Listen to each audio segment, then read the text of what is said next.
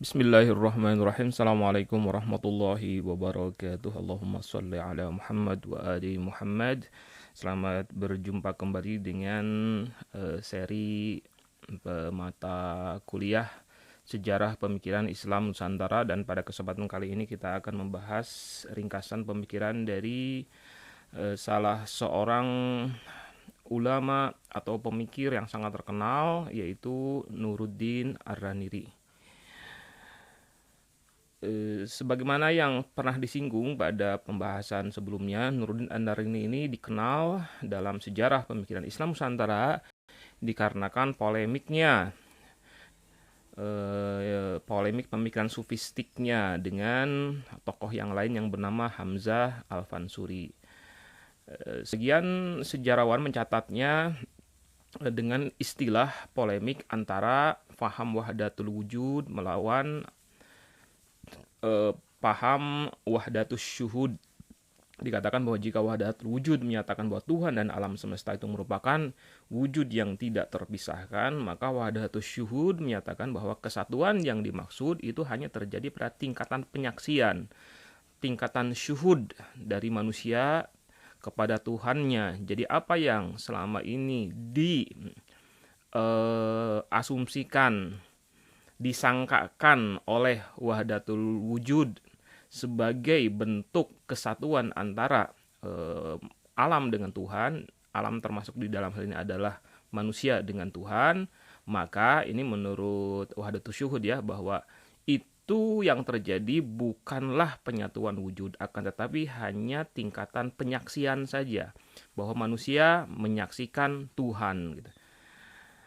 Ini wahdatul syuhud ini mengkritik wahdatul wujud dengan perumpamaan yang ada di dalam Al-Quran, di dalam surah An-Najm. Surah An-Najm ayat 8 atau ayat 9 mengatakan, A'udzubillahi minasyaitonirrajim, fakana qaba qausaini au adna. Jadi ini dikisahkan ketika Rasulullah Shallallahu alaihi wasallam melakukan Mi'raj, kemudian sampai ke Sidratul Muntaha, maka situasinya itu seperti dua ujung busur panah. Qausain itu artinya adalah ujung busur yang qaba, yang saling mendekat, atau au adna, atau lebih dekat lagi. Artinya menurut faham wahdatus syuhud itu, dari ayat ini bisa diambil pengertian pertama bahwa kedua ujung itu tidak akan pernah bersatu. Kedua ujung busur Rasulullah Shallallahu alaihi wasallam itu hanya seperti dua ujung busur panah saja dengan ketika dihubungkan dengan Allah. Tapi keduanya tidak akan pernah bersatu. Dan yang kedua, setelah direntangkan dan anak panah meluncur, maka kedua ujung busur itu akan kembali saling menjauh. Nanti kita akan membahas masalah ini pada kritikan Syekh Nuruddin Ar-Raniri terhadap pemikiran Hamzah Al-Fansuri. Nah, kita sekarang melihat asal-usul dari Nuruddin Ar-Raniri. Syekh Nuruddin Ar-Raniri lahir di kawasan Ranir atau Randir. Itu adalah sebuah kawasan di dekat Gujarat, India. Ini kawasan yang berada di barat India, dekat ke sekarang kawasannya adalah kawasan Pakistan. Di saat telah dewasa, Syekh Nuruddin Ar-Raniri pergi ke Tarim, kawasan Yaman. Sekarang termasuk daerah Yaman, lalu pergi ke Mekah dan pergi ke Madinah. Dan sempat belajar di sana tarekat Rifaiyah. Setelah kembali ke Ranir, ia diminta oleh gurunya yang bernama Syekh Syaiban untuk berdakwah ke kawasan Nusantara. Nah, setelah itu di hari tuanya Syekh Nuruddin kembali ke Ranir dan meninggal di kota kelahirannya tahun 1658. Jadi kalau kita bertanya atau mencari di mana makamnya Syekh Nuruddin Ar-Raniri, maka tidak akan ditemukan di kawasan Nusantara karena makamnya ada di India. Banyak versi terkait dengan kedatangannya ke Aceh. Versi paling kuat menyatakan bahwa saat datang pertama kali ke Nusantara, awalnya Nuruddin Ar-Raniri itu ditolak oleh penguasa Aceh saat itu, yaitu Sultan Iskandar Muda. Nuruddin lalu pergi ke Pahang, Malaysia. Ada sebagian mengatakan bahwa saat itu Nuruddin kembali ke Gujarat gitu. Tapi versi yang paling kuat mengatakan Nuruddin itu pergi ke Pahang, Malaysia, diterima oleh Sultan Ahmad yang berkuasa di Pahang. Kemudian ketika Sultan Iskandar Muda wafat dan digantikan oleh menantunya yaitu Iskandar Tsani, Nuruddin kembali ke Aceh dan saat itu diterima dengan baik oleh Sultan Iskandar Tsani, bahkan diangkat sebagai mufti kerajaan menggantikan Syamsuddin As-Sumatrani. Oh ya, itu perlu saya sampaikan bahwa berdasarkan versi yang ini, penolakan Sultan Iskandar Muda terhadap Nuruddin Ar-Nandiri saat pertama kali kedatangannya ke kawasan Aceh, ke kawasan Nusantara itu dikarenakan faham yang dibawa oleh Nuruddin Ar-Nandiri yang mengkritik faham wujudiyah.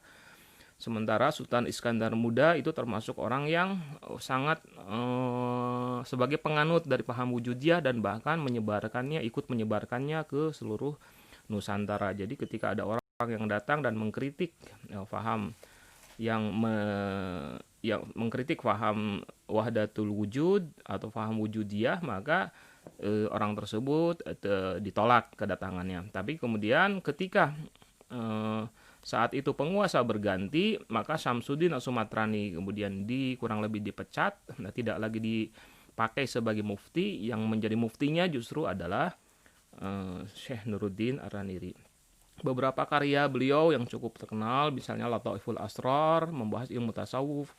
Kemudian ada karya Nubdzah fi Dawaidzil Ma'as Sahibih, itu berisi tanya jawab mengenai kesesatan ajaran wujudiyah. Kemudian ada Asral Insan fi Ma'rifatir Ruh war Rahman, membahas ruh, sifat, hakikat, hubungan manusia dengan Tuhan.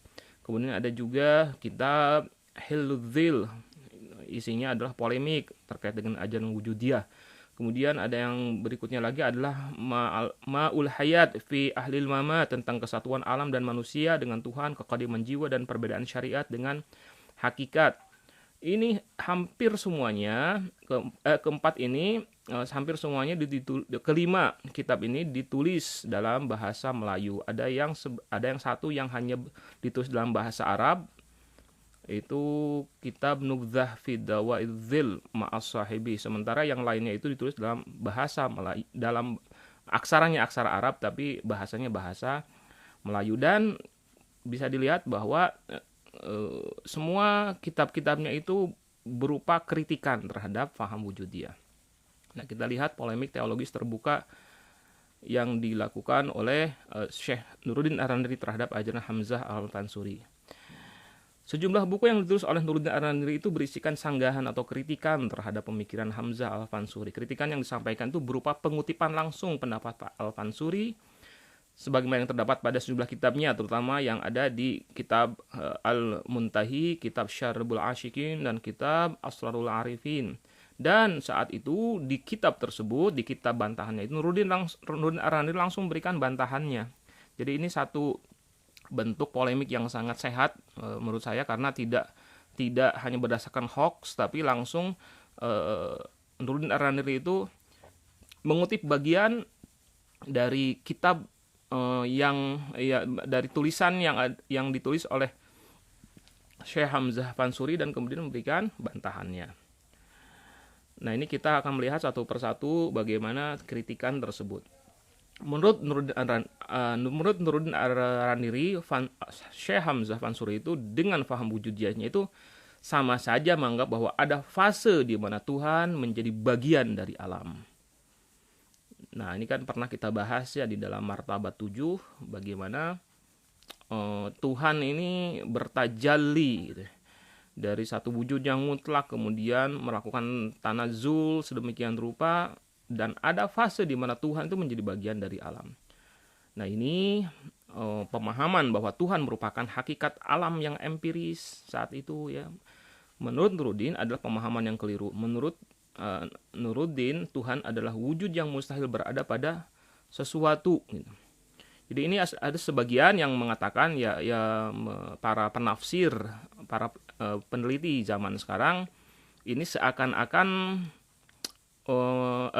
mengatakan bahwa Syekh Nuruddin Ar-Nandiri ini seakan-akan menyebut atau menuduh atau menempatkan Syekh Hamzah Al-Fansuri dan juga para ulama pendukung faham wujudiyah itu sebagai penganut faham panteisme yang menganggap bahwa Tuhan ini merupakan bagian dari alam. Apakah betul demikian? Nah, ini harus kita silakan untuk dilakukan penelitian terhadap masalah tersebut.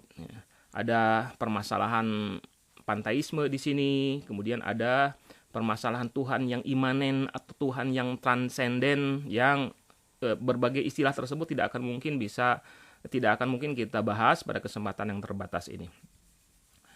Nah, kemudian kritikan selanjutnya adalah terkait dengan adanya faham dari Hamzah Fansuri yang menurut Nuruddin Ar-Raniri meyakini gitu. Syekh Hamzah Fansuri itu dianggap meyakini adanya wujud yang bukan khalik dan juga bukan makhluk. Dia bukan khalik dan juga bukan makhluk.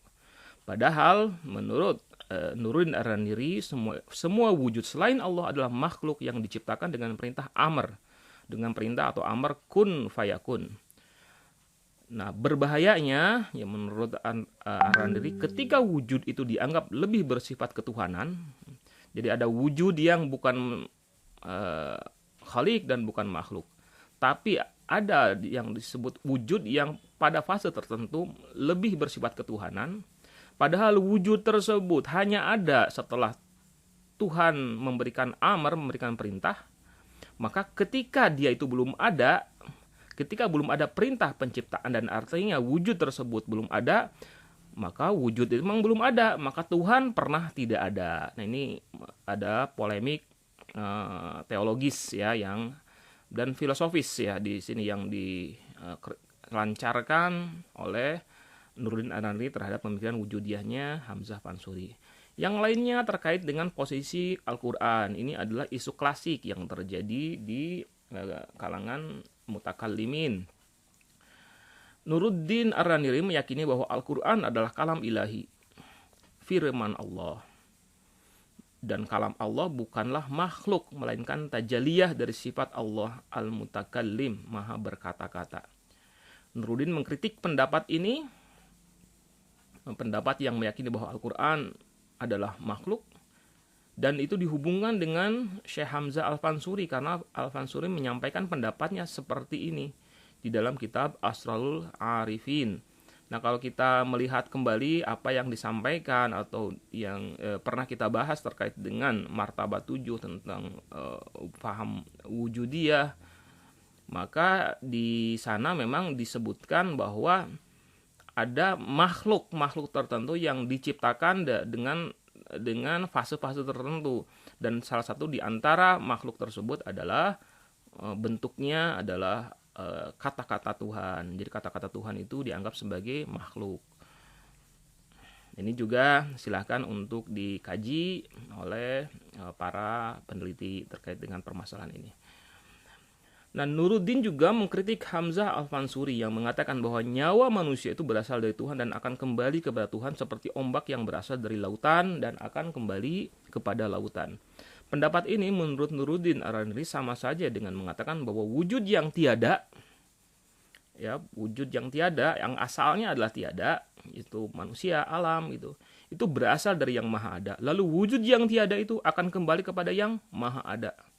Jadi ini ada falasi menurut Nuruddin Ar-Raniri. Bagaimana mungkin sesuatu yang tiada itu, yang awalnya tiada, itu akan kembali kepada yang maha ada. Bahwa yang tiada diadakan oleh yang maha ada itu bolehlah gitu kan, kurang lebih seperti gitulah pemikirannya. Iya, bahwa sesuatu yang tiada bisa diadakan oleh yang ada, yang maha ada. Akan tetapi ketika yang tiada itu mau dikembalikan lagi ke maha ada, itu sesuatu yang tidak bisa difahami oleh akal. Kemudian juga konsekuensi lain dari faham wujudiyah menurut Nuruddin Ar-Raniri adalah penolakan adanya surga dan neraka. Wujudiyah bermakna bahwa alam itu keluar dari wujud Allah dan kembali bersatu kepada wujudnya. Sedangkan faham yang benar menurut Nuruddin Ar-Raniri, manusia itu berasal dari Allah dan akan kembali dengan membawa amalan-amalan yang kelak akan diperhitungkan, dengan konsekuensi adanya surga dan neraka. Coba kalau kita perhatikan kembali apa yang disampaikan oleh para penganut faham wujudiyah seperti martabat 7, teori martabat 7, di sana bisa disebut tidak disinggung-singgung adanya surga dan neraka gitu. Surga dan neraka itu adanya di mana, bagaimana wujudnya, seperti apa. Itu tidak disebut sama sekali. Seakan-akan gitu itu tidak ada. Itu karena apa? Karena memang yang difahami oleh karena faham wujud dia mengajarkan bahwa yang berasal dari Tuhan dan kembali kepada Tuhan itu adalah wujud. Wujud dari alam ini termasuk wujud dari manusia. Jadi kembali kepada Tuhan. Terus surga dan nerakanya di mana? Ya itu tidak tercatat atau tidak dibahas lah minimalnya. Padahal kalau menurut Nuruddin Ar-Raniri yang benar, paham Islam mengatakan bahwa ada surga dan neraka sebagai sesuatu yang sangat signifikan sekali. Karena itu terkait dengan karena itu dicantumkan di dalam Al-Quran, dalam Al-Hadis dengan sangat sering sekali dengan penekanan yang sangat tebal terkait dengan keberadaan surga dan neraka ini. Nah, ini kritikan lain dari Syekh Nuruddin Ar-Raniri terhadap Syekh Hamzah Al-Fansuri. Dan juga kritikan Nuruddin berikutnya terkait dengan kecenderungan kaum wujudiyah untuk menyepelekan syariah. Jadi faham wujudiyah menurut Nuruddin Ar-Raniri tidak menyinggung atau sangat sedikit membicarakan aspek-aspek syariah. Karena semuanya didominasi oleh perjalanan batin manusia. Kaum wujudiyah itu digambarkan seperti dua ujung busur yang sudah saling mendekat dan tak mau kembali menjauh. Nah, tadi kan di awal saya sampaikan salah satu konsekuensi dari salah satu implikasi dari ayat Al-Quran yang menggambarkan bagaimana hubungan antara atau kedekatan antara Rasulullah Shallallahu Alaihi Wasallam dengan Allah Subhanahu Wa Taala itu seperti dua ujung busur. Itu kan dikatakan dua ujung busur itu penggambaran itu menunjukkan bahwa ketika walaupun sudah semakin mendekat gitu kan ya, dengan jarak yang sangat dekat antara kedua ujung busur itu, tapi ketika panah sudah terlepas maka kedua ujung busur itu akan menjauh. Nah, faham wahdatus syuhud yang diusung oleh Nuruddin Ar-Raniri mengatakan bahwa manusia itu ketika sudah merasa batinnya sudah dekat dengan Tuhan, maka dia akan kembali ke tengah-tengah manusia menjadi manusia dan kemudian melaksanakan berbagai macam ajaran syariat, ajaran-ajaran yang lahiriah sifatnya, tidak tenggelam ke dalam hal-hal yang sifatnya batiniah saja. Karena kalau hanya batiniah saja seakan-akan si dua ujung busur itu tidak lagi kembali merenggang. Nah, masalah ini kemudian juga berimbas kepada adanya pembid'ahan. Ini sangat menarik sekali dan ini menjadi polemik yang sampai sekarang masih terus dibahas oleh para peneliti. Bagaimanakah sebenarnya pemikiran dari Nuruddin Ar-Raniri ini? Karena ia pada satu sisi mengikuti tarekat sufi, bahkan dia disebut sebagai khalifah dalam tarekat Ar-Rifaiyah, tapi di sisi lain, Syekh Nuruddin Ar-Raniri adalah orang yang tidak segan-segan melontarkan kritikan kepada kaum wujudiyah sebagai pelaku-pelaku bid'ah yang sesat. Bahkan dia menulis secara khusus buku yang terkait dengan permasalahan itu. Ada bab yang dia tulis mendetailkan jenis-jenis Dia menyebut bahwa bid'ah itu minimalnya terdiri dari 5 bid'ah. Itu bid'ah terhadap zat Allah, bid'ah terhadap sifat Allah, bid'ah terhadap af'al Allah, bid'ah terhadap perbuatan hamba Allah, dan bid'ah terkait dengan sahabat Rasulullah Shallallahu Alaihi Wasallam. Dan kalau kita belajar dari sejarah bagaimana efek dari ajaran yang disampaikan oleh Nuruddin Ar-Raniri, terutama yang kemudian akhirnya dia melakukan pembid'ahan terhadap banyak sekali ajaran-ajaran sufi yang berkembang saat itu di Nusantara. Kita melihat bagaimana terjadi konflik sosial yang sangat keras di antara kedua paham itu. Nah, ini menjadi pemahaman atau menjadi fakta sosial fakta sejarah yang sampai sekarang masih terus dibahas. Nah, itulah yang bisa saya sampaikan. Wabillahi taufiq wal hidayah. Assalamualaikum warahmatullahi wabarakatuh.